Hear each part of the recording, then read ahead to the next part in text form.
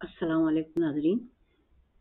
मैं सैयदा ज़ाहिरा आबिदी आपकी मेज़बान आपकी खिदमत में एक बड़ा आज का संगीन मौज़ू लेकर हाज़िर हुई हूँ।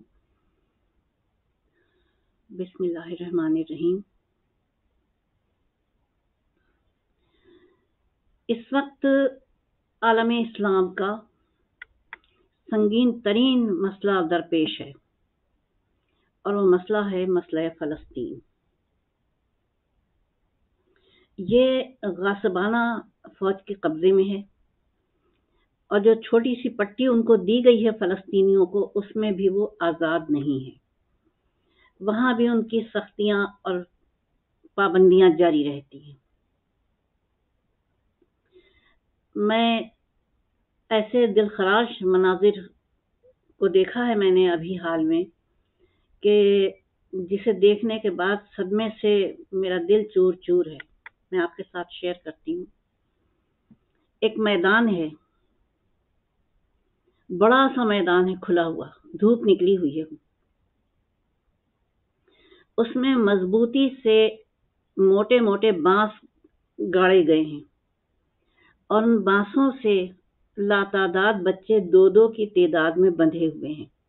बाज़ बच्चों की उम्रें, ये फ़लस्तीनी बच्चे हैं, बाज़ बच्चों की उम्रें 6 और 7 साल हैं और ज़्यादा से ज़्यादा 11-12 साल हैं। हर बांस से 2 बच्चे बंधे हुए हैं। शायद 2 बांसों पे एक एक बच्चा है। 2 रोया बांस बंधे हुए हैं, गड़े हुए हैं, जिसमें बच्चे बंधे हुए हैं।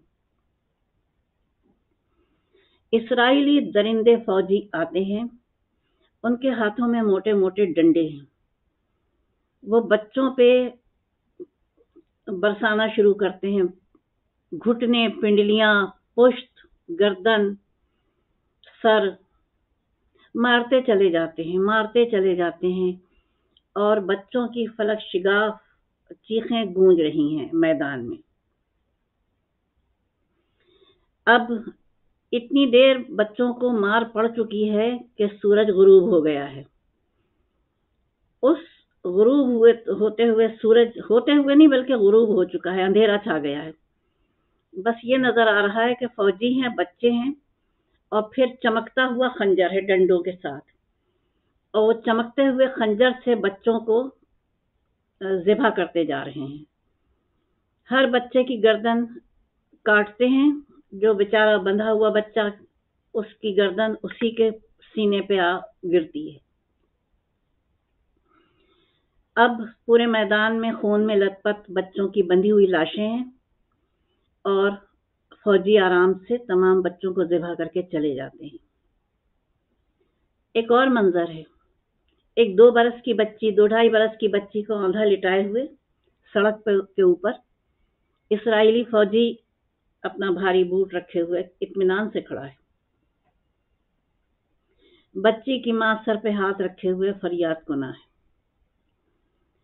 तीसरा मंजर है, एक नन्ही बच्ची है, 7-8 साल की होगी।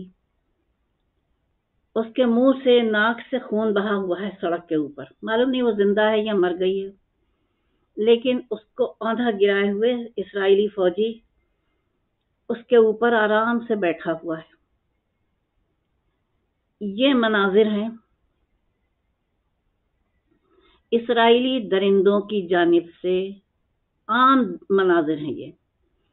अब इससे भी जब बात नहीं बन सकी, दिल नहीं भरा, तो फिर उन्होंने ईद से एक दिन पहले मस्जिद अक्सा पर, मुसलमानों के क़िबला अव्वल पर हमला किया और 200 के करीब नमाजियों को जख्मी किया। और उससे अगले दिन से बम्बार्डमेंट चल रहा है। और आज अमेरिका के सदर का बयान आया है कि वो आज कमी देखना चाहते हैं हमलों में।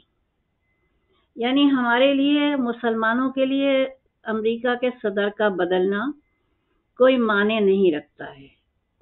इसराइल के मफादात पहले हैं और $1 बिलियन का असलहा दिया गया है अभी इन्हीं चंद दिनों में। अब इन हालात में हमको फ़लस्तीन के साथ किस तरह से यकजहती करनी है, جبکہ وہاں پہ عمارتیں ملبے کا ڈھیر بنائی جا رہی ہیں۔ میڈیا پہ پابندی کے لیے میڈیا کی عمارت کثیر المنزلہ عمارت کو ڈھایا جا چکا ہے۔ جس جگہ شبہ ہوتا ہے کہ ان کے لیے کوئی مزاحمت ہو سکتی ہے، کوئی مزاحمت کار ہو سکتا ہے، اس کا گھر بھی ڈیمولش کر دیا جاتا ہے۔ لیکن کیا یہی علاج ہے اس کا اسرائیل کے پاس؟ اور کوئی علاج نہیں ہے، اور مسلم امہ کو خاموش رہنا ہے؟ پوری دنیا میں نکل رہے ہیں جلوس، ریلیاں فلسطین کے حق میں، لیکن میں دیکھ رہی ہوں کہ کراچی میں کوئی ریلی نہیں ہے ایسی قابل ذکر، جبکہ جب اپنے اپنے مفادات درپیش ہوتے ہیں تو 25-25 میل لمبی ریلیاں نکال لی جاتی ہیں تمام جگہوں سے طالب علم اکٹھے کر کے، مدرسوں کے طالب علم۔ تو کیا مدرسوں کے طالب علم اب نہیں لائے جا سکتے تھے سڑکوں پہ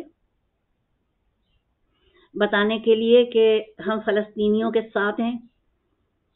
اور وہ ڈنڈا بردار جماعتیں جو ڈنڈا دے کے بھیجتی ہیں اپنے سویلینز کو سڑکوں پہ پاکستان کی املاک کو آگ لگانے کے لیے، اس وقت وہ جماعتیں کہاں ہیں؟ ان کی سویلین ڈنڈا بردار آرمی کہاں ہے؟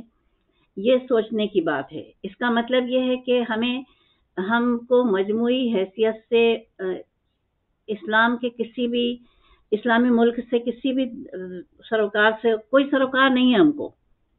ہم کو صرف اپنے مفادات سے سروکار ہے۔ پورا کرے گی گورنمنٹ تو ٹھیک ہے، ہم اپنے گھروں میں دب کے بیٹھے رہیں گے اپنے اپنے مفادات لیے ہوئے، ورنہ تو ہم سڑکوں پہ نکل کے پاکستان کی املاک کو آگ لگائیں گے۔ کیا یہی دین ایمان رہ گیا ہے ہماری قوم کا؟ ہمارا قومی مزاج یہی بن گیا ہے؟ اسی طریقے سے ہم کو جینا ہے پاکستان کے لیے کہ ہمارے مفادات کا تحفظ کرو گے، مخصوص مفادات، وہ مفادات جن کا کہ وطن کے تحفظ سے کوئی وہ نہیں ہوتا ہے واسطہ، یہ اپنے مفادات ہوتے ہیں۔ ہاں، ایڈی کی جانب سے ایمبولینسز کا عطیہ دیا گیا ہے، لیکن ابھی اور کسی ادارے کی جانب سے کوئی وہ نہیں آیا ہے، ایسا کوئی بیان یا ایسا کوئی امداد کا پیکیج کہ جو فلسطینیوں کے لیے روانہ کیا جائے۔ یہ ایک اندوہناک صورتحال ہے۔ مغربی کنارے میں فلسطین حماس کا جو علاقہ ہے اس کو ٹارگٹ کیا گیا ہے، کیونکہ حماس ہی ایک ایسی تنظیم ابھر کے سامنے آئی ہے گزشتہ برسوں میں جس سے کہ اسرائیل کو آگے بھی خطرہ، آج بھی خطرہ ہے اور آگے بھی خطرہ ہے۔ لیکن اگر تمام امت مسلمہ مل کر حماس کے ہاتھ مضبوط کریں تو یہ اسرائیل کو گھٹنے ٹیکنے پہ مجبور کیا جا سکتا ہے۔ دل خون کے آنسو رو رہا ہے، بچے در بدر ہیں، بعض خاندان پورے مٹ گئے ہیں، صرف ایک بچہ یا بچی باقی ہے۔ ان حالات میں ہم سب کو مل کر متحد ہو کر فلسطینیوں کے حق میں آواز اٹھانی چاہیے۔ جو جہاں ہے وہ اپنے طور سے فلسطینیوں کے حق میں آواز اٹھائے، لیکن چونکہ یمن کے لیے آواز نہیں اٹھائی گئی، کشمیر کے لیے آواز نہیں اٹھائی گئی، اس لیے اب فلسطین کے لیے بھی کیسے اٹھائی جا سکتی ہے؟ مظلوموں کے حق میں بولا ہی نہیں جا سکتا ہے۔ خدا تعالی ہم کو نیک ہدایت دے، سوائے اس کے اور کوئی دعا نہیں ہو سکتی ہے، اور میرے پاس صدمے اور رنج کے سبب الفاظ بھی نہیں ہے کہ میں کس طرح سے میں بول سکوں۔ خدا فلسطینیوں کی حفاظت فرمائے اور مدد فرمائے، اور ظالمین سے جلد انہیں نجات عطا فرمائے۔ آمین ثم آمین، الہی آمین۔